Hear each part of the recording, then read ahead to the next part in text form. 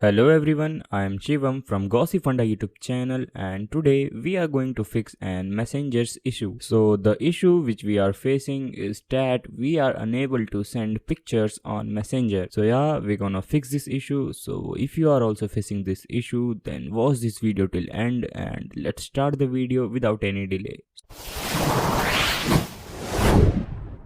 So before moving further, don't forget to check two things. First one, the update. Yeah, don't forget to check the update of Messenger because most of the time this is the only reason why it happens. Second thing, make sure to check your internet connection. Sometimes this also responsible for the issue. Now let's move to the solution. So first thing first, check for your data restriction or data usage. Sometimes what happens, we mistakenly turn on this data restriction and then we face problem related to data consumption. To check your data restriction, you simply have to long press on your mobile data on notification bar and there you can see this data saver mode. So as you can see that my data saver mode was on, so I have to turn off this mode. By tapping on this option we can easily turn off this mode, and still if it's not working, then go to settings, go to apps, go to messenger, tap on storage and simply clear all data of messenger. Now reopen your messenger and log in into it again, and now you can see your issue is resolved.